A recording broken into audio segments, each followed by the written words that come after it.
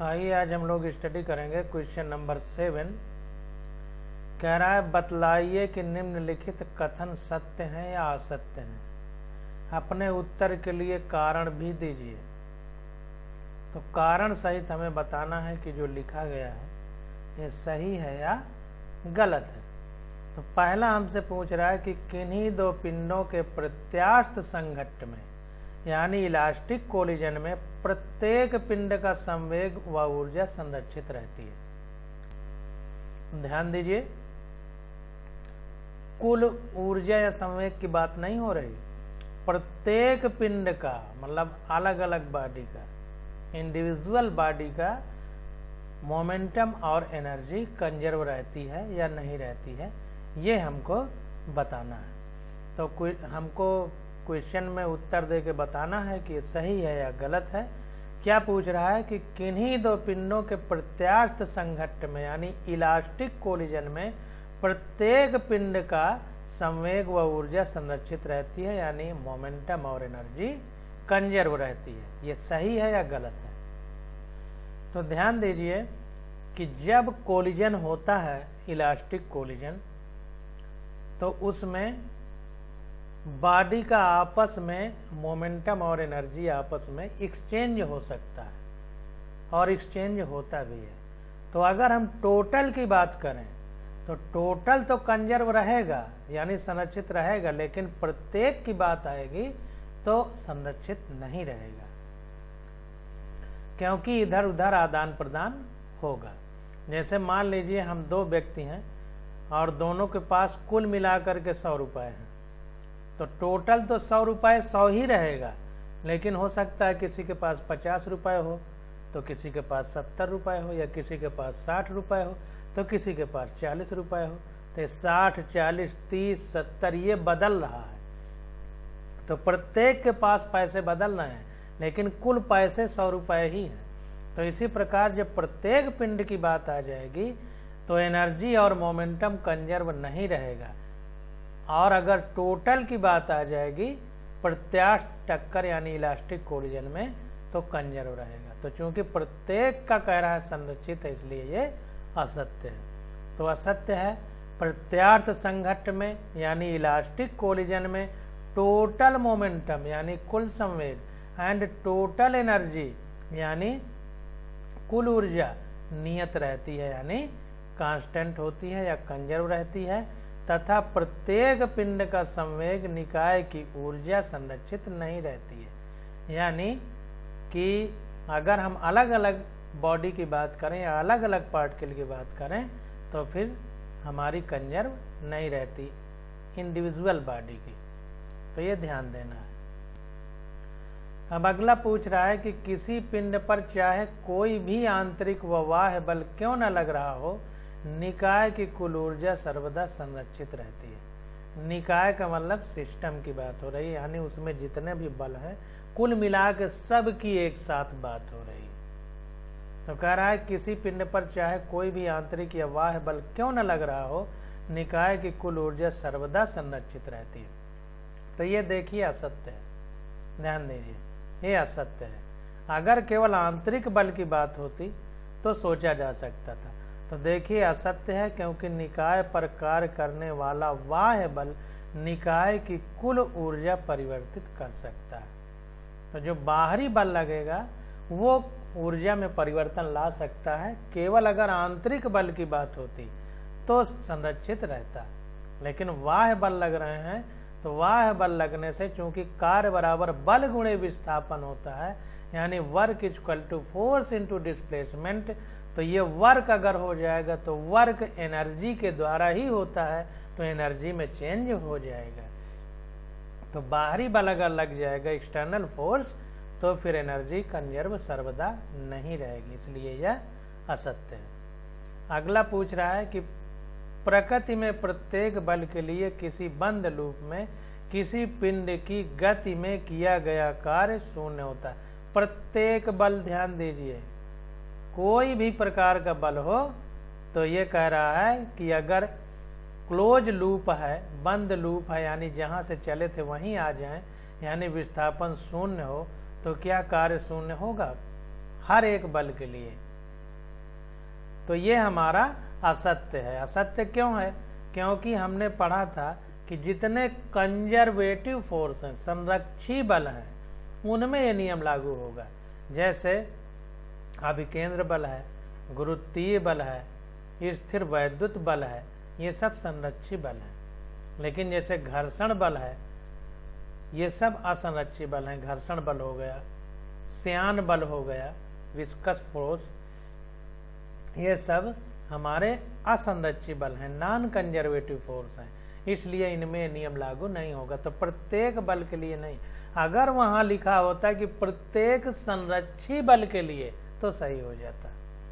तो असत्य, क्योंकि वस्तु की गति के दौरान बंद परिपथ पर किया गया कार्य संरक्षी बल के लिए यानी कंजर्वेटिव फोर्स के लिए, गुरुत्वीय बल जिसमें आ जाता है, स्थिर वैद्युत बल आ जाता है के लिए शून्य होता है। लेकिन असंरक्षी बल जैसे घर्षण बल, श्यान बल, जिसको विस्कस फोर्स कहते हैं अंग्रेजी में, जो द्रवों में लगता है, उनके लिए यह शून्य नहीं होता है।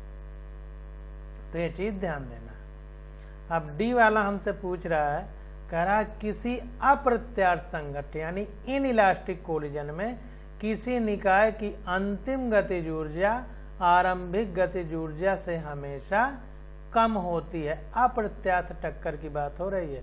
तो ध्यान दीजिए, अगर अप्रत्यास्थ टक्कर है तो जायज सी बात है कि उसके आकार में परिवर्तन होगा और टकराने के बाद कुछ ऊर्जा ध्वनि में निकलेगी, कुछ प्रकाश बन के निकलेगी, कुछ ऊष्मा बन के निकलेगी, तो ऊर्जा कम होगी।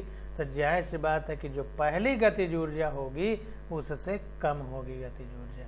तो ये सत्य है, हमारा सत्य है, क्योंकि हमसे ये कह रहा है कि किसी अप्रत्यास्थ संघट्ट में यानी इन इलास्टिक कोलिजन में किसी निकाय की अंतिम गतिज ऊर्जा आरंभिक गतिज ऊर्जा से हमेशा कम होती है। तो कम होगी क्योंकि अप्रत्यास्थ टक्कर यानी इन इलास्टिक कोलिजन है, तो उसमें ध्वनि, प्रकाश और ऊष्मा के रूप में ऊर्जा का ह्रास होता है। तो जाहिर सी बात है, ऊर्जा कहाँ से आएगी? गतिज ऊर्जा से ही आएगी। तो गतिज ऊर्जा को घटना पड़ेगा। तो इसलिए सत्य है। तो देखते हैं, सत्य है, कभी कभी ऐसा होता है, लेकिन हमेशा ऐसा होना जरूरी नहीं है। इसका कारण यह है कि अप्रत्यास्थ संघट्ट में कुल गतिज ऊर्जा ऊर्जाओं के अन्य रूप में परिवर्तित हो जाती है, जैसे ध्वनि ऊर्जा, ऊष्मीय ऊर्जा आदि। अब ध्यान दीजिए, हमेशा जरूरी नहीं कि ध्वनि ऊर्जा और ऊष्मा के रूप में ऊर्जा निकल ही जाए। तो वही कह रहा है कि सत्य है, लेकिन हमेशा जरूरी नहीं होता है। ध्यान दीजिए, तो कहने का मतलब यह है कि हमेशा जरूरी नहीं है कि ऊष्मा, ध्वनि और प्रकाश के रूप में ऊर्जा का ह्रास या लॉस हो ही। तो सत्य है, लेकिन हमेशा ऐसा होना जरूरी नहीं होता।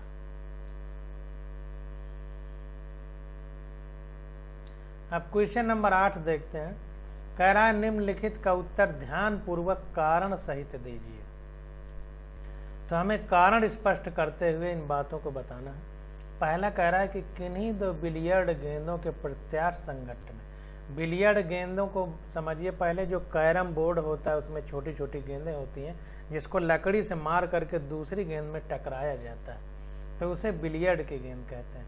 तो कह रहा है कि किन्हीं दो बिलियर्ड गेंदों के प्रत्यास्थ संघट्ट में यानी इलास्टिक कोलिजन में क्या गेंदों के संघट्ट की अल्पावधि में कुल गतिज ऊर्जा संरक्षित रहती है जब वे संपर्क में होती हैं। तो ध्यान दीजिए, अगर इलास्टिक कोलिजन है तो जब तक टकराई नहीं है तब तक उसकी गतिज ऊर्जा संरक्षित रहती है, क्योंकि टकराने के बाद जैसे टक्कर हुई तो गतिज ऊर्जा में अंतर आ जाएगा। तो इसलिए यह हमारा कि किन्हीं दो बिलियर्ड गेंदों के प्रत्यास्थ संघट्ट में यानी इलास्टिक कोलिजन में गेंदों के संघट्ट यानी टक्कर की अल्पावधि में, बहुत कम समय में कुल गतिज ऊर्जा संरक्षित होती है। तो टक्कर के पहले संरक्षित होती है, लेकिन टक्कर के बाद ऐसा होना जरूरी नहीं है।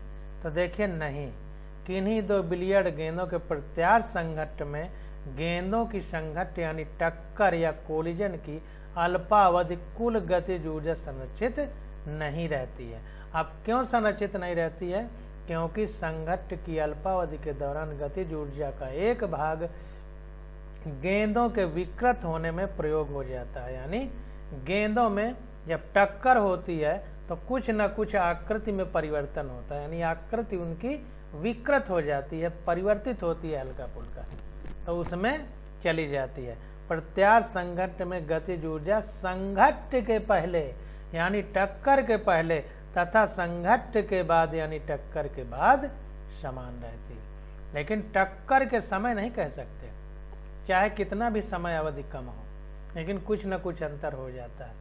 तो ध्यान दीजिए कि जो गतिज ऊर्जा के संरक्षण की बात हो रही है, ये टक्कर के पहले और टक्कर के बाद की बात है। टकराते समय चूंकि आकृति में कुछ न कुछ परिवर्तन होगा, चाहे भले कितना भी ठोस चीज क्यों ना हो, कुछ न कुछ चेंज आएगा, कुछ न कुछ खरोच आएगी, तो थोड़े बहुत चाहे चेंज हो लेकिन होता है।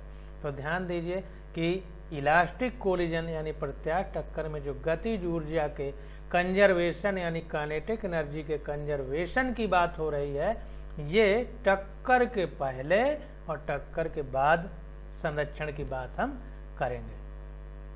अगला क्वेश्चन पूछ रहा है, दो गेंदों के किसी प्रत्यास्थ संघट्ट यानी इलास्टिक कोलिजन की लघु अवधि में क्या कुल रेखीय संवेग संरक्षित रहता है? अब देखिए कुल रेखीय संवेग, इसके ऊपर क्वेश्चन आया था कि प्रत्येक बॉडी का अलग अलग पूछ रहा था, अलग अलग वस्तु की, यहाँ कुल पूछ रहा है, तो कुल तो संवेग संरक्षित, रेखीय संवेग संरक्षित रहेगा। ध्यान दीजिए, रेखीय संवेग हमेशा लिनियर मोमेंटम कंजर्व रहता है, टोटल मोमेंटम में भी लिनियर मोमेंटम की ही बात होती है, तो ये सही है। तो देखिए यहाँ पर, हाँ, दो गेंदों के किसी प्रत्यास्थ संघट्ट यानी इलास्टिक कोलिजन की लघु अवधि यानी स्मॉल टाइम पीरियड में कुल रेखीय संवेग, कुल रेखीय और कोई नहीं संरक्षित रहता है। तो कितना स्पष्ट हम बता रहे हैं, तो इन बातों को इतना ही स्पष्ट आप लोग को समझते जाना है और प्रयास करना है कि जो बताया जा रहा है इतना अच्छा समझ लीजिए कि दोबारा आपको किताब न पढ़ना पड़े, सीधा नीट के क्वेश्चन करें। अगला देखिए, कह रहा है कि किसी अप्रत्यास्थ संघट्ट के लिए प्रश्न ए व बी के लिए आपके उत्तर क्या है। यहाँ तो इलास्टिक कोलिजन की बात हो रही थी, अब कह रहा है इन इलास्टिक कोलिजन के लिए इसमें से क्या सही होगा। तो देखिए, अप्रत्यास्थ संघट्ट में संघट्ट के दौरान कुल ऊर्जा संरक्षित नहीं रहती है तथा संघट्ट के बाद कुल रेखीय संवेग नियत रहता है।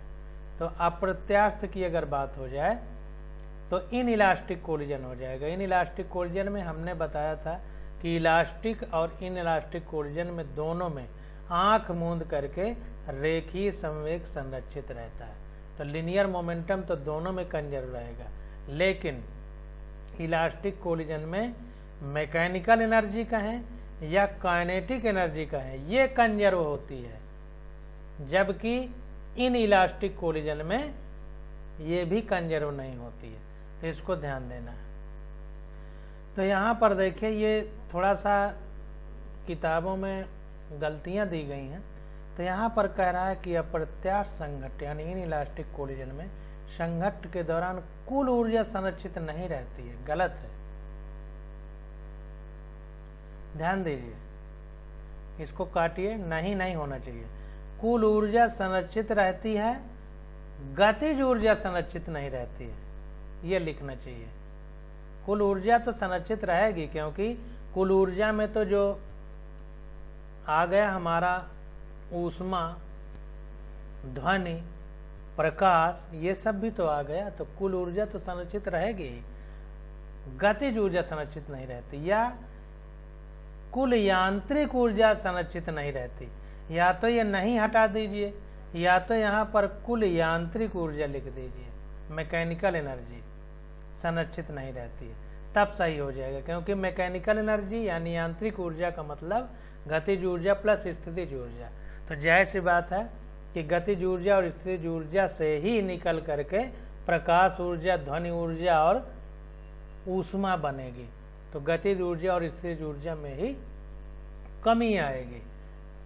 तो ये यांत्रिक ऊर्जा है, तो यांत्रिक ऊर्जा में कमी हो गई, तो यांत्रिक ऊर्जा संरक्षित नहीं रहेगी। लेकिन कुल ऊर्जा की अगर बात होगी तो कुल ऊर्जा तो संरक्षित रहेगी। तो देखिए कुछ बातें हैं जो समझने की बात है। अब यहाँ पर कुल ऊर्जा को इसने हो सकता है कि यांत्रिक ऊर्जा ही मान लिया, तो ध्यान दीजिए, या तो कुल ऊर्जा में कुल यांत्रिक ऊर्जा लिख दे तो ये सही हो जाएगा। तो हमारी बात को समझिए। अब देखिए थोड़ा सा इसको इंग्लिश वाली बुक में देखते हैं। तो देखिए इसने लिखा है कि इन इलास्टिक कोलिजन यानी अप्रत्यास्थ टक्कर में there is always a loss of kinetic energy, गतिज ऊर्जा में हमेशा कमी आती है। That is the total kinetic energy of the billiard balls before collision is always be greater than the after collision. तो ये बता रहा है कि जब अप्रत्यास्थ टक्कर होती है तो हमेशा गतिज ऊर्जा का नुकसान होता है या लॉस होता है। तो हमेशा गतिज ऊर्जा टक्कर के पहले की ज्यादा होगी टक्कर के बाद की तुलना में। तो हम ये कह सकते हैं कि गतिज ऊर्जा संरक्षित नहीं रहती।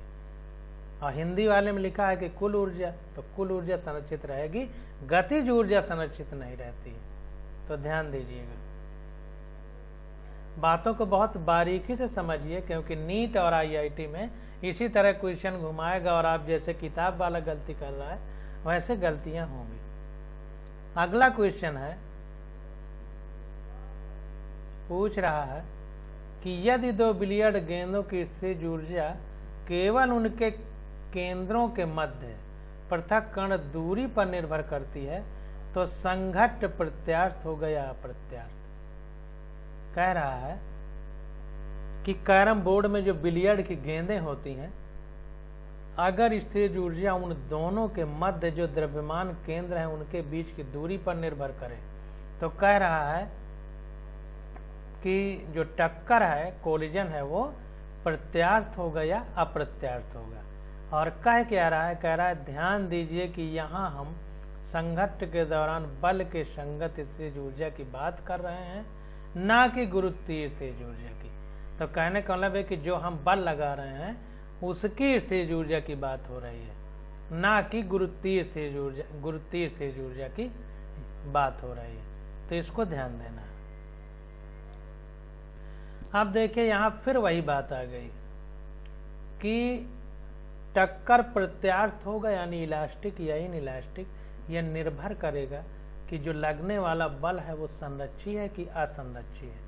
अगर संरक्षी बल है यानी कंजर्वेटिव फोर्स है तो टक्कर इलास्टिक होगी यानी प्रत्यास्थ होगी, और अगर नॉन कंजर्वेटिव फोर्स है यानी असंरक्षी बल है तो टक्कर अप्रत्यास्थ होगी। तो यहाँ पर देखिए आंसर लिखा है कि यदि टक्कर के दौरान संरक्षी बल कार्य करता है तो संघट्ट प्रत्यास्थ होगी यानी कोलिजन इलास्टिक होगा। तो इन बातों को ध्यान देना। अब क्वेश्चन नंबर 9 आ जाता है। कह रहा है कि कोई पिंड दो विराम अवस्था में है, अचर त्वरण से एक विमीय गति करता है, इसको किसी टी समय पर दी गई शक्ति की अनुक्रमानुपाती है।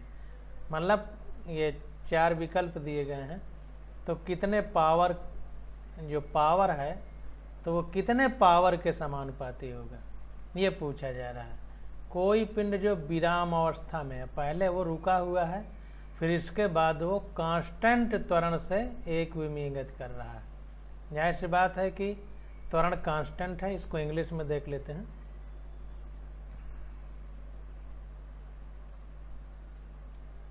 Constant acceleration. ध्यान दीजिए कि कांस्टेंट एसिलरेशन कहते किसे हैं, सतत त्वरण कहते किसे हैं। तो सबसे पहले हमको ये समझना होगा कि 2 प्रकार के वेग होते हैं। एक वेग होता है हमारा कांस्टेंट वेग, कांस्टेंट वेलोसिटी जिसको कहते हैं। बारीकी तो समझिएगा नहीं तो गड़बड़ हो जाएगा। कांस्टेंट वेलोसिटी जैसे 10 मीटर प्रति सेकंड के वेग से कोई वस्तु चल रही है और हमेशा हर सेकंड में 10 मीटर पर सेकंड ही उसका वेग है, तो ये हमारी कांस्टेंट वेलोसिटी है। कांस्टेंट वेलोसिटी है क्योंकि इसका वेग नहीं बदल रहा है, ठीक ना। अब देखिए 10, 20, 30, 40, 50 ये वेलोसिटी है, v हो गया, मीटर प्रति सेकंड है, ठीक ना। 1, 2, 3, 4, 5 ये टाइम हो गया, टाइम सेकंड में। तो पहले सेकंड में 10 मीटर प्रति सेकंड वेग है, दूसरे सेकंड में 20 है, तीसरे में 30 है, चौथे में 40 है, पांचवें में 50 है।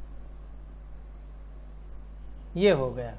तो प्रति सेकंड कितनी बढ़ोतरी है? 10 का अंतर। इसमें भी 20 से 30 हुआ तो 30 में 20 घटाएंगे 10 का अंतर, 40 में 30 घटाएंगे 10 का अंतर, 40 में 50 घटाएंगे 10 का अंतर। तो ये हमारा प्रति सेकंड 10 की बढ़ोतरी हो रही है, या इसी तरह घट भी सकता है प्रति सेकंड 10 का। तो इसको हम बोलते हैं uniform velocity, uniform velocity, uniform velocity यानी एक समान वेग। देखिए नियत वेग और एक समान वेग दोनों में कितना बड़ा अंतर आ गया, तो इस अंतर को समझ लेना है, ठीक ना। तो ये हो गया। अब देखिए जब एक समान वेग से कोई गति कर रही है वस्तु, तो क्या हो रहा है, प्रति सेकंड उसका जो वेग बढ़ रहा है वो एक समान रूप से बढ़ रहा है, 10 के अंतर से बढ़ रहा है। 10 से 20 हुआ तो 10 का अंतर, 20 से 30 हुआ तो 10 का अंतर, 30 से 40 हुआ तो 10 का अंतर, 40 से 50 हुआ तो 10 का अंतर। लेकिन ये 10 देखिए नियत है, 10 10 10 10 नियत है। तो यहाँ पर प्रति सेकंड देखिए वेग में परिवर्तन हो रहा है, लेकिन परिवर्तन चूंकि एक समान है इसलिए एक समान गति है, अंग्रेजी में यूनिफॉर्म वेलोसिटी कहते हैं। और परिवर्तन तो एक समान है लेकिन परिवर्तन 10 10 का ही है। तो ये 10 की संख्या नियत है, 10 की संख्या कांस्टेंट है, ये नहीं बदल रही। तो वेग तो एक समान है लेकिन वेग में परिवर्तन जो हो रहा है, 10 से 20 हुआ तो वेग में परिवर्तन हो रहा है। तो वेग परिवर्तन की दर को ही क्या कहते हैं, त्वरण या एक्सीलरेशन बोलते हैं। तो यहाँ पर 10 10 की जो संख्या आ रही है यही हमारा क्या है, एक्सीलरेशन है, एक्सीलरेशन है यानी त्वरण है। लेकिन ये संख्या 10 10 की नियत ही है, 10 हर बार 10 है, तो इसका मतलब ये क्या है, कांस्टेंट एक्सीलरेशन है या अचर त्वरण है या नियत त्वरण है। तो एक समान गति से और नियत त्वरण से गति कर रही है वस्तु, ये कह सकते हैं कि वस्तु एक समान वेग या नियत त्वरण से गति कर रही है, यूनिफॉर्म वेलोसिटी या कांस्टेंट एक्सीलरेशन से गति कर रही है। समझ लीजिए, जब तक ये नहीं समझेंगे गलती हमेशा होती रहेगी।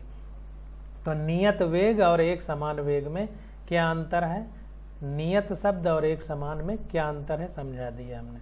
अब आगे बात करेंगे तब आपको ये बातें समझ में आएगी।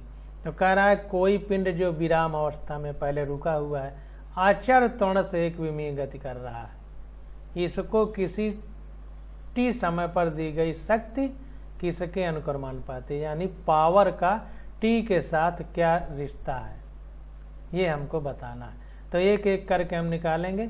P = W/T होता है, ध्यान दीजिए। कार्य बराबर शक्ति बराबर कार्य बटे समय होता है, P = W/T। और W में आ जाता है mg/T। और ये mg को हम अगर सरल रेखा में गति हो रही है तो यमे भी लिख सकते हैं, और यही यमे ही F होता है, बल। तो ध्यान दीजिए बल की बात आ गई, और बल में ये त्वरण है तो त्वरण की बात आ गई। और त्वरण नियत है यानी कांस्टेंट है, कांस्टेंट है। गुरुत्वीय बल के उसमें गिरेगी तब भी गुरुत्वीय त्वरण नियत है। और यहाँ पर तो खुद बता दिया कि अचर त्वरण या एक कांस्टेंट त्वरण से एक विमीय गति हो रही है, यानी सरल रेखा में गति कर रही है। तो जब सरल रेखा में एक समान वेग या कहें नियत त्वरण से कोई वस्तु गति करती है तभी गति के समीकरण लागू होते हैं, ध्यान दीजिए। इसीलिए वो ये बता रहा है कि ताकि गति के समीकरण यहाँ लागू कर सकें हम लोग। तो ध्यान दीजिए। आप देखिए एक एक करके इसको सॉल्व करते हैं। तो माना यम द्रव्यमान की कोई वस्तु, देखिए बी सही है लेकिन हम इसको सॉल्व करते हैं। माना यम द्रव्यमान की कोई वस्तु यफ बल के प्रभाव में त्वरण एक समान विमीय गति कर रही है, एक त्वरण ए के साथ एक विमीय गति कर रही है, यानी वन डायमेंशनल मोशन हो रहा है। तो त्वरण A equal to F by M. अब देखिए गति के समीकरण लगा देंगे तो v equal to U plus A T. यही समीकरण क्यों लगाया गया, क्योंकि ए की वैल्यू रखना है हमको। और दूसरी बात, प्रारंभिक वेग 0 है, यानी विराम अवस्था से गति कर रही है। तो v बराबर u की जगह 0 रखेंगे, a की जगह एफ बाई एम रखेंगे, इंटू टी रखेंगे। तो ये आ गया v equal to F by M into T. अब देखिए आगे, अब शक्ति बराबर क्या होता है, कार्य बराबर बल गुणे विस्थापन, P equal to W by T होता है, और कार्य बराबर क्या होता है, बल गुणे विस्थापन। तो ये बल हो गया गुणे विस्थापन हो गया। और कार्य बराबर क्या होता है, कार्य बराबर डब्ल्यू बराबर एम जी होता है, ये कार्य है। तो कार्य बराबर बल गुणे विस्थापन, और बल बराबर क्या होता है, यम इंटू ए होता है, ठीक ना, एम इंटू ए होता है, यम इंटू, और ए बराबर क्या होता है, ए बराबर होता है delta V upon delta T, V बराबर। तो यहाँ पर देखिए ये त्वरण बराबर होता है वेग परिवर्तन की दर, यानी delta V upon delta t into yes हो जाएगा। अब देखिए ये चीज आ गई, तो ये P इक्वल टू हो जाएगा m delta V upon delta t into yes हो जाएगा। तो ये हो जाएगा m इंटू, अब देखिए वेग क्या होता है, मीटर प्रति सेकंड, यानी वेग बराबर विस्थापन बटे समय। तो s into s upon delta t into delta t, ये हो गया P equal to m into, अब ये वेग बराबर होता है मीटर प्रति सेकंड, यानी विस्थापन बटे समय। तो इसकी जगह हमने विस्थापन बटे समय लिख दिया, और ये यस अपान टी जो है ये विस्थापन बटे समय अलग हो गया। तो P इक्वल टू ये हो गया, दो विस्थापन आ गए, एक ये हो गया और एक ये हो गया। तो ये हो जाएगा यम इंटू,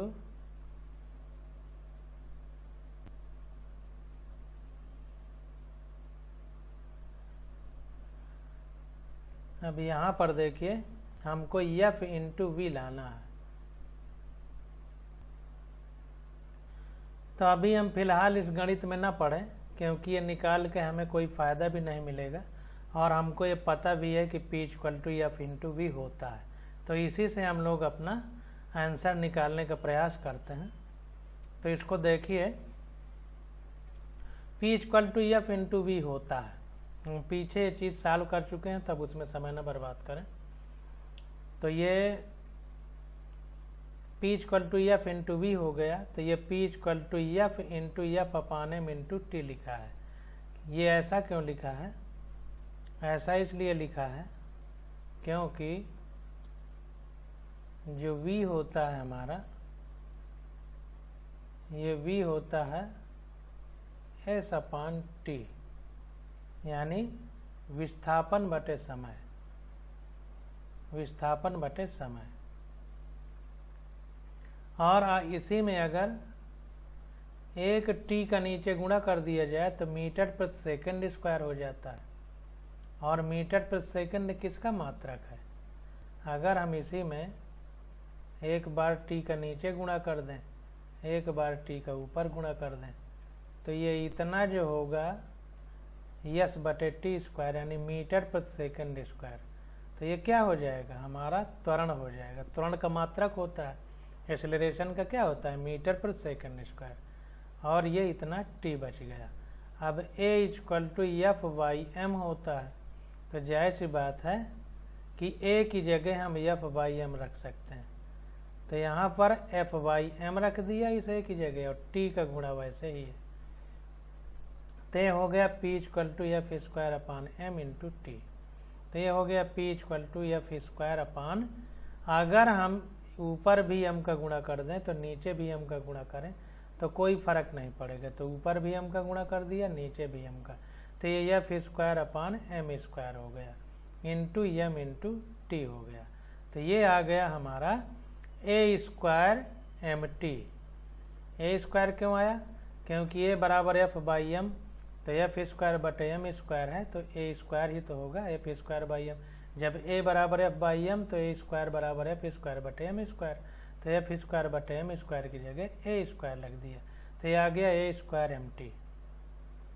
अब देखिए हम ऐसा क्यों निकाले, इसलिए निकाले क्योंकि कह रहा है ए नियत है, तो ए भी नियत हो गया, किसी भी वस्तु का द्रव्यमान भी नियत होता है, तो क्या बचा केवल टी, तो पी हमारा टी के समानुपाती होगा। चूंकि द्रव्यमान m तथा त्वरण a नियत है, इसलिए p डायरेक्टली प्रोपोर्शनल होगा t के। तो इस प्रकार से हम लोग क्वेश्चन को लगाएंगे, तो इसलिए हमारे पास 9 का सेकंड आंसर करेक्ट हो जाएगा। अब देखिए 10वां क्वेश्चन देखते हैं। देखिए क्वेश्चन में कह रहा है कि एक पिंड अचर शक्ति के स्रोत के प्रभाव में, यानी उसका पावर कांस्टेंट है, के प्रभाव में एक ही दिशा में गतिमान है, यानी यूनि डायरेक्शनल मोशन है, यानी सरल रेखीय गति है। तो इसका t समय में विस्थापन, जो t समय में डिस्प्लेसमेंट हो रहा है, वो किसके डायरेक्टली प्रोपोर्शनल होगा।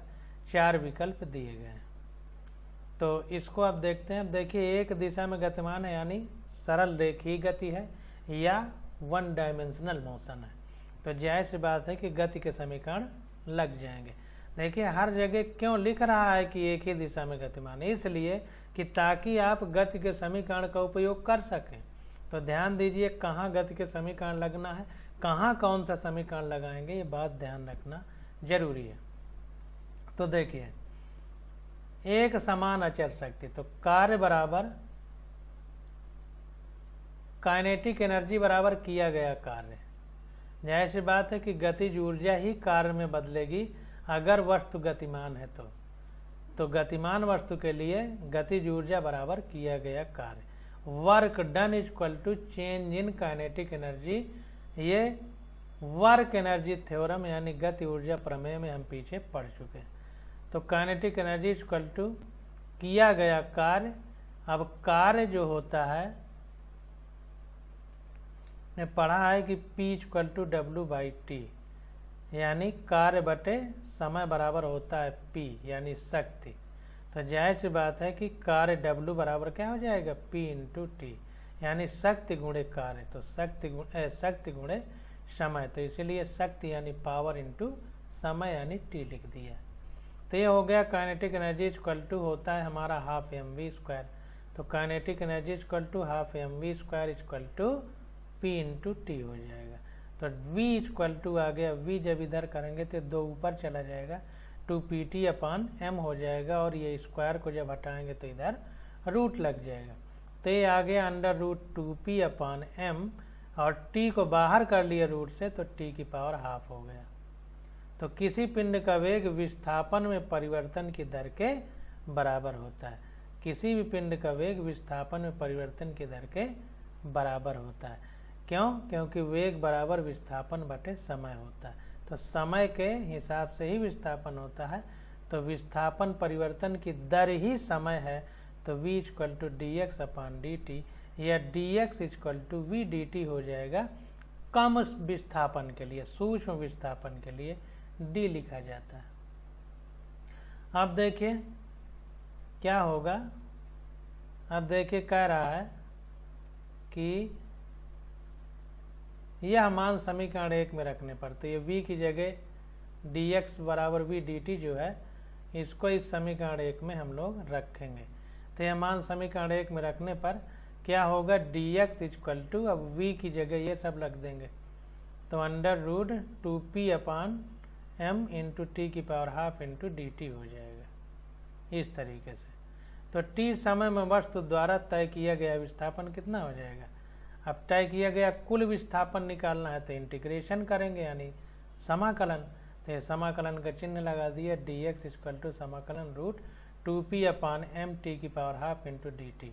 अब देखिए रूट 2p अपान m ये नियत है या कांस्टेंट है, बाहर आ गया, अब सिर्फ अंदर की बात होगी। तो यहाँ पर देखिए टाइम में चेंज हो रहा है, dt मतलब सूक्ष्म समय में परिवर्तन है, तो ये हो जाएगा t की पावर 1/2 है तो 1/2 प्लस इस t का पावर 1 है तो 1/2 प्लस 1 हो गया, और जितने का ऊपर पावर होगा उतना भाग देना पड़ेगा, तो हाफ प्लस 1 हो गया। तो ये सॉल्व करने पे आ गया x बराबर 2/3 under root 2p by m t की पावर 3/2, ये हमारे पास आ गया। तो देखिए पिंड की शक्ति P तथा द्रव्यमान m नियत है। अब जाहिर बात है कि पावर अचर पावर खुद ही क्वेश्चन में कह रहा है, तो P कांस्टेंट है और किसी वस्तु का द्रव्यमान तो नियत रहता ही है, इसलिए डायरेक्ट x के समानुपाती हो जाएगा t की पावर 3/2, यानी x directly proportional to t की पावर 3/2। इस तरह हम लोग निकाल लेंगे। तो देखिए कैसे किया गया है, फिर ध्यान दीजिए, हमसे पूछ रहा है कि विस्थापन किसके समानुपाती हो, तो घुमा फिरा के विस्थापन तक ले जाना है। तो काइनेटिक एनर्जी हाफ mv² होता है और ये शक्ति गुणे समय के बराबर हो जाएगा। अब इसी में हम विस्थापन तक पहुंचेंगे, तो v बराबर इतना आ गया। अब v बराबर होता है विस्थापन बटे समय, तो विस्थापन बराबर वेग गुणे समय हो जाएगा। अब ये v की वैल्यू उठा के यहाँ रख देंगे, फिर इसका समाकलन कर देंगे, तो ये x बराबर आ जाएगा, जो भी आएगा उसमें t की पावर 3/2 रहेगा। अब ये सब नियत है तो हमारा सीधा x समानुपाती हो जाएगा t की पावर 3/2 के। अब देखिए द्वितीय विधि देख लेते हैं। द्वितीय विधि में समय t में वस्तु द्वारा तय किया गया वेग, तो गति का समीकरण लगा देंगे। तो पहला समीकरण लगाया v बराबर u प्लस at, तो v बराबर ये प्रारंभिक वेग 0 है क्योंकि विराम अवस्था से चलना शुरू किया है, तो v बराबर 0 हो जाएगा प्लस at, तो v बराबर at आ गया। अब हमको पता है p equal to f into v और f बराबर m इंटू a भी होता है, तो p इक्वल टू f की जगह ma रख देंगे और v की जगह ये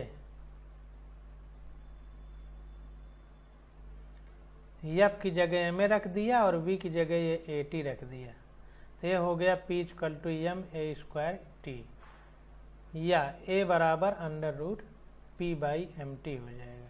a बराबर ये इधर आ जाएगा, स्क्वायर में है तो रूट लग जाएगा। अब गति के समीकरण से, अब द्वितीय समीकरण से देखिए, जब द्वितीय समीकरण यहाँ लगा देंगे तो यस बराबर U T plus half A T square. अब देखिए द्वितीय समीकरण क्यों लगाया, इसलिए क्योंकि हमें विस्थापन से संबंध निकालना है समय का, तो दूसरे में ही ये विस्थापन है। सरल रेखीय गति है तो चाहे इसको विस्थापन कहें चाहे दूरी कहें, एक ही बात है। सरल रेखीय एक ही दिशीय गति में, यानी straight line motion and one directional motion में यही दूरी होगा, यही विस्थापन, यानी ये चाहे इसको हम डिस्टेंस कहें चाहे डिस्प्लेसमेंट कहें। तो यस बराबर U T plus half A T square हो जाएगा। अब क्यों ये फार्मूला लगाया ये हमने आपको बता दिया, क्योंकि विस्थापन से संबंध निकालना है टी का, इसलिए ये लगाया गया। और पहले हमने v बराबर u प्लस ए टी क्यों लगाया, इसलिए क्योंकि v के माध्यम से हम p तक पहुंच पाएँ और a के साथ संबंध निकाल पाएँ। तो कहाँ कौन सा समीकरण लगाना है ये जानना बहुत जरूरी है। तो यहाँ पर रखा u बराबर 0, तो ये पूरा 0 हो गया, इतना बचा, तो ये हो गया half under root p by m। जब ये रूट से हटाएंगे तो t स्क्वायर होगा और ऊपर ले जाएंगे तो ये t की पावर जो हाफ है तो माइनस में हो जाएगी, और ये स्क्वायर पहले ही, तो 2 - 1/2 हो गई। दोनों t का जब एक साथ लिखेंगे तो ये आ गया half under root p by m और ये घटेगा तो 4 में 1 गया 3/2। तो पिंड की शक्ति P तथा द्रव्यमान m नियत है, ये और ये कांस्टेंट है, तो जाहिर सी बात है कि x समानुपाती या डायरेक्टली प्रोपोर्शनल हो जाएगा T⁵ के। तो इस प्रकार से हमारा आंसर आ जाएगा। तो इस प्रकार से हम लोग क्वेश्चनों को सॉल्व करते हैं। अब क्वेश्चन नंबर आ जाता है 11। इसकी स्टडी हम लोग अगले लेक्चर में करेंगे। आज बस यहीं तक।